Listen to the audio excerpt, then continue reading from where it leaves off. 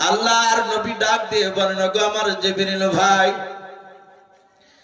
বলে আল্লাহর সাথে বান্দার কোন জিনিসগুলো হক আছে তুমি আমাকে একটু খুলে বলাও। হযরত জিবরিল আলাইহিস সালাম ডাক দিয়ে বলে, গো আল্লাহর নবীজি, দুনিয়ার বুকে মানুষের সঙ্গে আল্লাহর হক যেমন 5 ওয়াক্ত নামাজ পড়া, এটা আল্লাহর সাথে বান্দার হক। আল্লাহর নবীকে বলেন, নবী গো, রোজা ফরজ যে মানুষের ওপর হয়েছে, আল্লাহ ফরজ করেছেন। বলে হ্যাঁ, এই রোজাটা বান্দার সাথে আল্লাহর হক রয়েছে। কারো ওপর যদি হজ ফরজ হয়, হজ বাপকে আদায় করাটা, এটা বান্দার সাথে আল্লাহর হক। ও আল্লাহর নবী শুনে নেন, দুনিয়ার বুকে কোন বান্দা যদি আল্লাহর হক আদায় করে যদি না যেতে পারে, আমার আল্লাহ কিয়ামতের ময়দানে তাকে maaf করে দিতে পারেন। বলুন সুবহানাল্লাহ। রাসূল সাল্লাল্লাহু আলাইহি ওয়াসাল্লাম বলেন, জিবরিল ভাই, আল্লাহর হক আদায় করে না যেতে পারলে আল্লাহ কিয়ামতের ময়দানে maaf করে দিবেন? বলে হ্যাঁ। বলে আল্লাহ ইচ্ছা করলে তাকে maaf করে দিতে পারে। নবী বলেন, ওগো জিবরিল ভাই, আরেকটু আমাকে তুমি খুলে বলো। জিবরিল আলাইহিস সালাম তিনি বলেন, ওগো আল্লাহর রাসূল, কিয়ামতের ময়দানে যেদিন কোটি কোটি মানুষের সমাগম হবে, সেই দিনকে আল্লাহ রাব্বুল আলামিন একটা মানুষকে ডাক দিয়ে বলবেন, ওগো আমার ফেরেশতা, একে আমি দাঁড় করেছি। আল্লাহর সামনে বান্দাকে দাঁড় করে দিয়ে আল্লাহ দুজন ফেরেশতাকে ডেকে বলবেন, ফেরেশতা দেখো তার জীবনে পুরা জিন্দেগিতে কোনো নেকি আছে কিনা, এর নেকি আর গুনাহটা আছে তুমি একটু দেখো, ওর গুনাহ বেশি না নেকি বেশি আছে। যেই লোকটাকে আল্লাহ দেখতে বলবেন, সে আল্লাহর ব্যাপার, আল্লাহ ওই লোকটার ব্যাপারে, বান্দার ব্যাপারে আল্লাহ সব জানে। জানার পর বলবেন, বান্দা তোমার আমলনামা খানা আমার ফেরেশতারা দেখবে। দুজন ফেরেশতা কয়েক সেকেন্ডের মধ্যে বাবা তার পুরা জিন্দেগির আপনার আমলনামা খানা দেখবেন। দেখার পর ফেরেশতারা ডাক দিয়ে বলবেন, আল্লাহ, এই বান্দার পা থেকে মাথা পর্যন্ত পুরা জিন্দেগি তারা আমলখানা দেখে নাও, জীবনে একটাও নাকি নাই, পুরা আমলনামাটা গুনাহতে ভরপুর হয়ে আছে। আল্লাহ বলবেন, ওরে বান্দা নাই। ফেরেশতা বলো, এই লোকটাকে এখন কি করা যাবে? বলে মাওলা, আপনার কথা অনুযায়ী লোকটা জাহান্নামে চলে যাবে, আপনি কি জাহান্নামে দিয়ে দেন? আল্লাহ বলবেন, ওরে আমার ফেরেশতা, এই লোকটা একটা নেকির কাজ করে নাই। বলে না। বলে জীবনে কি নেকির রোজা রাখে নাই? বলে নাও। ওকে জীবনে শুনে নাও, কোনদিন 1 রাকাত কি নামাজ পড়ে নাই। আল্লাহর ফেরেশতারা ডাক দিয়ে বলবেন, ওগো আল্লাহ, ওগো আল্লাহ, আপনার এই বান্দা জীবনে 1 রাকাতও নামাজ পড়ে নাই। আমার আল্লাহ ডাক দিয়ে বলবেন, ওরে আমার ফেরেশতা, এই লোকটা তোমরা বলছো জাহান্নামে দেওয়া লাগবে। বলে হ্যাঁ আল্লাহ, আপনার কথা অনুযায়ী একে জাহান্নামে দেওয়া লাগবে।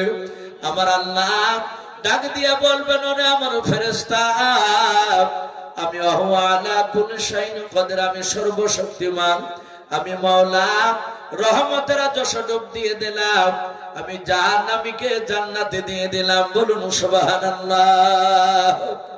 আল্লাহ ডাক দিয়ে বলবেন, এই ফেরেশতা, আমি একে জাহান্নামে দেব না, আমি একে জাহান্নাম থেকে জান্নাতে দিয়ে দিলাম, একে জান্নাতে দিয়ে দাও। জান্নাতে বাপজি ফেরেশতারা নিয়ে গিয়ে তাকে রেখে দেবে। সেদিন কিয়ামতের ময়দানে কোটি কোটি মানুষের যে সমাগম, সবাই যদি একত্রিত হয়ে আল্লাহর বিরোধিতা যদি করে, আল্লাহর বিরুদ্ধে যদি স্লোগান তুলে বলে, আল্লাহ, এই লোকটা 1 রাকাত নামাজ পড়েনি, রোজাও রাখেনি, এই লোকটা জাহান্নামে দেওয়া দরকার, আপনি একে জাহান্নাম থেকে কেন জান্নাতে দিলে? আল্লাহ যদি বলে, বান্দা আমার ইচ্ছা হয়েছে, আমি ওকে জাহান্নাম থেকে জান্নাতে দিয়েছি, আর কিছু করার থাকবে বাপ সেদিন আমাদের? সেদিন আর কিছু করার নেই। এই যে রমজান মাস বাপজি পার হয়ে গেল, এখনো 1 মাস হয়নি বাপ। 1 মাস হয়েছে রমজান মাস হওয়া, শাওয়াল মাস এখনো চাঁদ চলছে। আমি এবছরকার বাবজি একদম বাস্তব কথা বলছি। এবছর প্রায় গ্রামে বাবজি, প্রকাশ্য বাবজি রোজা নাই, তা মানুষ বুঝতে পেরেছে। অনেক মানুষ সিগারেট খেয়ে বেড়াচ্ছে, চা খাচ্ছে। আজ থেকে 5 বছর আগে রোজা না থাকলে মুসলিমদের চায়ের দোকানগুলো বন্ধ থাকতো, এখন আর বন্ধ থাকছে না, ওপেন দিনের বেলায় খোলা থাকছে। এবং মুসলিম ঘরে জন্ম নেওয়ার পর সে লজ্জা করে না, সে প্রকাশ্যে চা খাচ্ছে, পান খেতে খেতে চলে যাচ্ছে। আমি দেখলাম 27 তারিখে বাবজি রাত্রিবেলা, রমজান মাসে, আপনাদের এদিকেও বাবজি রমজান মাসে 27 তারিখে মসজিদে জাগে মানুষ। দেখবেন কিছু মানুষ যারা নামাজ পড়ে না, তারা 27 তারিখে বাবজি মসজিদে দেখতে পাওয়া যায়। আমি নামাজ পড়ে ওই 27 তারিখে বাবজি ছোট্ট একটা বাবজি দোয়ার মজলিস করে, ওই মারহুম আব্দুল মান্নান সাহেব যে ইন্তেকাল করেছে এমপি, আপনারা অনেকে চিনেন ওনাকে, ওনার মাগফিরাতের কামনা করে বাবজি সেদিন আবার জালসা দিয়েছে বাড়িতে। আমাকে দাওয়াত করেছে যে ইসু সাহেব আপনাকে এসে আমার আব্বার জন্য দোয়া করতে হবে। আমি বললাম ভাই ওই তারিখে তো যাইতে পারি না আমি কোথাও। তো বলে আপনি রাত্রি 12টাতে আসলে হবে, কমসে কম আধ ঘন্টা এসে আপনি একটু শুধু দোয়াটা করে যাবেন, আমার মা আপনার দোয়া খুব শুনেই উঠবে। তো বাবজি আমার মসজিদে বাবজি মিনিট 20 কথা বলে আমি ওখানে যাব। আমি যাহাতে কথা শুরু করেছি, আমার অনেক ভক্ত মুসল্লি, তারা প্রায় মানুষই ভালোবাসে। একটা যুবক ছেলে বাবজি আমাকে ইশারা করে আর একটা যুবককে দেখাচ্ছে। আর আমি যেখানে বাবজি নামাজ পড়াই, জুম্মার তারাবি পড়াই, প্রায় দীর্ঘ বাবজি প্রায় 19 বছর চলছে আমার ওখানে। তাহলে 19 বছর যেখানে নামাজ পড়াচ্ছি, ওখানকার প্রতিটা মানুষ তো বাবজি আমার চেনা দরকার। আমি নামও জানি সবার, ওরা যেমন আমাকে খুব ভালো জানে, আমিও ওদেরকে বাবজি ভালো করে চিনি।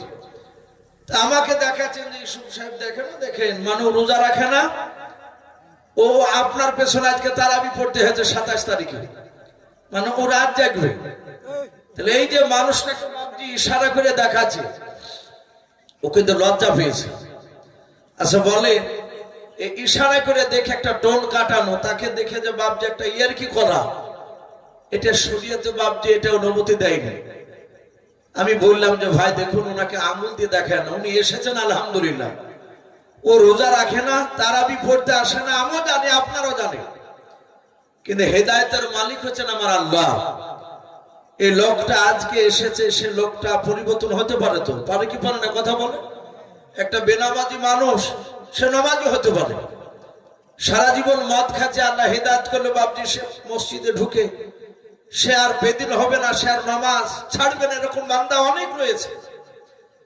আল্লাহ রাব্বুল আলামিন বাবজি বলা হয়েছে যে আপনার কিয়ামতের ময়দানে বিশ্ব নবীকে বলেন, ওগো নবী, আল্লাহর কোন বান্দা দুনিয়ার বুকে যদি 1 রাকাতও যদি নামাজ না পড়ে আসে, আল্লাহর কোন হক যদি সে পুরা করে না দিতে পারে, আল্লাহ ইচ্ছা করলে কিয়ামতের ময়দানে তাকে মাফ করে দিতে পারে। এই জন্য বাবজি একটা মানুষ নামাজ না পড়লে তাকে বেঈমান কাফের আপনি বলতে পারবেন না। সে যদি নামাজ না পড়ে, তাকে আপনি আদবের সহিত তাকে বুঝান, তাকে বলে, এমন করে বলবেন না যে আপনার কথাতে সে আঘাত পাবে। তাকে বাবজি সুন্দরভাবে হিকমতের সহিত আপনি কথা বলেন। আল্লাহ রাসূল সাল্লাল্লাহু তাআলা আলাইহি ওয়াসাল্লাম বিশ্ব নবী হিকমতের সহিত বাবজি অনেক কথা বলেছে। ভাই আমি বলছিলাম যে আল্লাহ রাসূল সাল্লাল্লাহু তাআলা আলাইহি ওয়াসাল্লামকে বললেন, ওগো নবী, এটাকে হুকুকুল্লাহ বলা হয়, হুকুকুল ইবাদ। বিশ্ব নবীকে বললেন, ওগো আল্লাহ রাসূল, বান্দার সাথে কিছু বান্দার হক রয়েছে, সে বান্দা যদি ইন্তেকাল করার আগ পর্যন্ত সে তার হক আদায় করে না যেতে পারে, আল্লাহ ইচ্ছা করলে নয় তাকে কিয়ামতের ময়দানে ক্ষমাই করবে না, মাফ করবে না, যতক্ষণ পর্যন্ত বাবজি সে তার নেকি দিয়ে তাকে মাফ করাতে পারে। আল্লাহ আমি বলছিলাম যে আল্লাহ রাসূল সাল্লাল্লাহু তাআলা আলাইহি ওয়াসাল্লাম এই কথাটা সাহাবাদের সামনে আলোচনা করলেন, ওগো আমার সাহাবাই কেনাও শুনে নাও, তোমরা জবানের দ্বারায়, হাতের দ্বারায়, পায়ের দ্বারা যদি কাউকে আঘাত দিয়ে থাকো, ইন্তেকাল করার আগ পর্যন্ত তার কাছ থেকে তুমি ক্ষমা চেয়ে নেবা। যদি ক্ষমা না চাইতে পারো, কিয়ামতের ময়দানে আল্লাহ তোমাকে মাফ করবে না। বাপজি, আমরা সকলেই জানি সারা পৃথিবীর শ্রেষ্ঠ নবী রহমাতুল আলামিন জনাবে মুহাম্মদ রাসূলুল্লাহ সাল্লাল্লাহু তাআলা আলাইহি ওয়াসাল্লাম রহমতের দরদি নবী, যে নবীর বাপজি ডান দিকের, বাম দিকের, সামনের, পেছন দিকের, চারিদিকের গুনাহ মাফ, সেই নবী ইন্তেকাল করার এক নয়, দুই নয়, 3 দিন আগেকার বাপজি একটা ঘটনা এসেছে। আল্লাহ রসুলকে বাপজি এক নয়, দুই নয়, কয়েক হাজার সাহাবায়ে কেরাম বাপজি তারা গোল করে ঘেরাও করে নিয়ে বসে আছে। বাপজি, আমরা উঠবো না বাপ, আর একটু কিছুক্ষণ বসি বাপ, জানি রাত্রি দেখেন 12টা পার হয়ে গিয়েছে। এতক্ষণ জালসা বাপজি শেষ হওয়ার কথা ছিল। আমাকে বলছিলেন বাবর আলী ভাই যে ভাই আপনাকে মোটামুটি 10টার দিকে উঠানো হবে। তো যাই হোক, আকাশের পরিস্থিতি বাপজি ভালো ছিল না বলে হয়তো টাইমটা বাপজি একটু চেঞ্জ হয়ে গিয়েছে। আমরা কিছুক্ষণ বাপজি বসি, আমরা কমসে কম আধ ঘন্টা তো বসি। বসে বাপজি আমরা সকলে একটা জান ভরে দোয়া নিব ইনশাআল্লাহ। কারো আব্বা, কারো মা, কারো দাদা দাদি অনেকে চলে গিয়েছে, তাদের সকলের বাপজি মাগফিরাতের কামনা করে বাপজি আজকে শেষ দোয়া হবে। আর আমরা শেষ দোয়া নিয়ে বাড়ি যাব, বলুন ইনশাআল্লাহ। তো ভাই, আমি বলছিলাম আল্লাহ রাসূল সাল্লাল্লাহু তাআলা আলাইহি ওয়াসাল্লাম ইন্তেকাল করবেন তার 3 দিন আগেকার ঘটনা। রহমতের নবী শুয়ে আছেন, কয়েক হাজার সাহাবায়ে কেরাম বিশ্ব নবীকে বাপজি গোল করে ঘেরাও করে নিয়ে বসে আছে।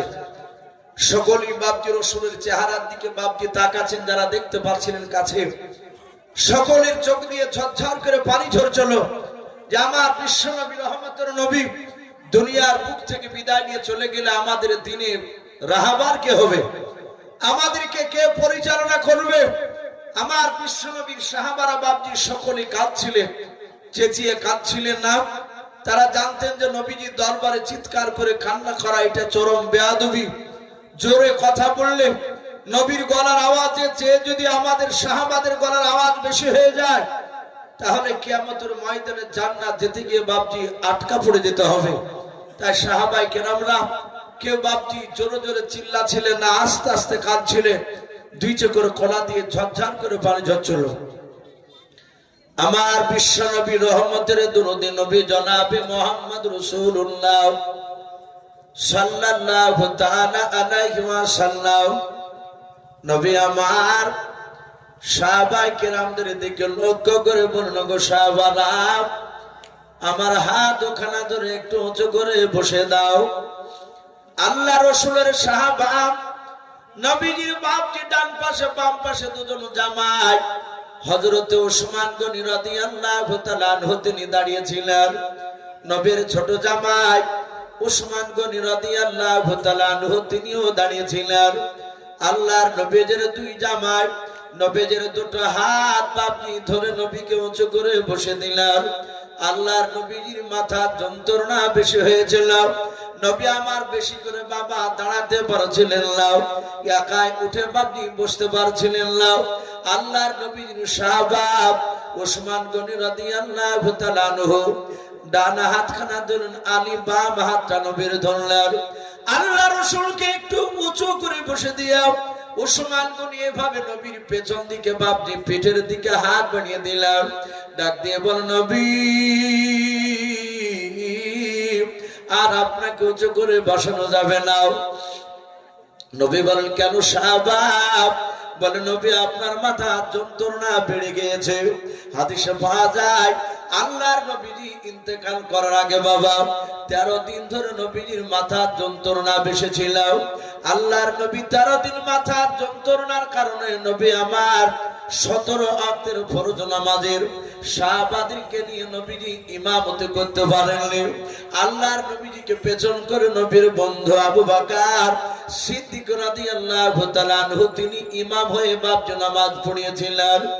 আল্লাহ রাসূলের সাহাবা ওসমান গনি ডাক দিয়ে বলে, নবী গো, আর আপনাকে উঁচু করে বসানো যাবে না, একটু উঁচু করে বসে আছে নবী গো, আপনি আমার ডান হাতে আপনি ভর দিয়ে একটু হেলান দিয়ে আপনি বসে যান। আল্লাহর নবী বসে পড়লেন। রহমতের দরুদ নবী আমার, আল্লাহর নবীজি বাপজি আপনার সাহাবাদের দিকে আপনার তাকাতে লাগলেন। আল্লাহর নবী সাহাবাদের দিকে তাকে দেখেন, সাহাবাদের চোখ দিয়ে পানি ঝরে। রহমতের নবী ও বাপজি কান্না শুরু করে দিলেন। দরুদ নবী আমার হাত দুখানা বাপজি ভাবে উঁচু করে ধরলেন। আল্লাহ রাসূল হাত দুখানা উঁচু করে ডাক দিয়ে বললেন, আমার আবু বকর সাহাবা। আবু বকর নবীর ডান পাশে বাপজি বসেছিলেন। বললেন, লাব্বাইক রাসূলুল্লাহ, ওগো আল্লাহর নবী আপনি কেন আমাকে ডাকলেন? আমি আপনার দরবারে হাজির আছি বলেন। আল্লাহর নবী বলেন, আবু বকর তোমার হাত দুখানা আমাকে ধরতে দাও। আবু বকর নবীর হাত দুখানা বাপজি ধরলেন। আল্লাহর নবীর কান্না দেখে আবু বকর থাকতে পারলেন না। আবু বকর কাঁদছিলেন, কারণ নবীজির সবচেয়ে বাবা কাছের সাহাবা জানের বন্ধু বাপজি আবু বকর ছিলেন। আল্লাহর নবীর বন্ধু আবু বকর বুঝতে পেরেছে নবী আর দুনিয়ার বুকে বেঁচে থাকবেন না। আল্লাহ রাসূলের হাত দুখানা ধরে বললেন, ফিদাকা বি ওয়া আম্মি ইয়া রাসূলুল্লাহ। আল্লাহর নবী বললেন, ওগো আমার সাহাবা আবু বকর, তুমি আমার জন্য বললে তোমার আব্বা আমার পায়ে তুমি কুরবান হয়ে যাক। বলে, হুজুর হাও। আল্লাহর নবীকে আবু বকর ডাক দিয়ে বলল, নবী গো আপনি কান্না করবেন না, আপনার চোখের পানি আমি আবু বকর সহ্য করতে পারি না। আল্লাহর নবীজিকে হাত দুখানা ধরে বলছেন, নবী কেন আপনি আমার হাত দুখানা ধরতে চাইলেন?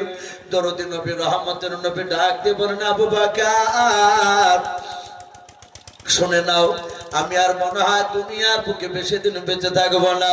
ওরে আমার আবু বকর সাহাবা শুনে নাও, 1 2 3 4 করে আমার 63 বছর হতে চলো সাহাবা। ওরে আমার আবু বকর আমি অনেক জায়গায় তোমাকে নিয়ে গিয়েছিলাম। ওরে আবু বকর অনেক সময় তোমাকে হুকুম করেছি।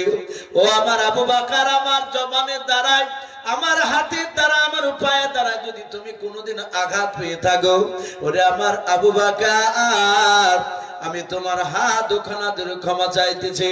আবু বকর শুনে নাও, হাজার হাজার সাহাবা এখানে উপস্থিত আছে, হুজুর দেখতে পাচ্ছে আমি।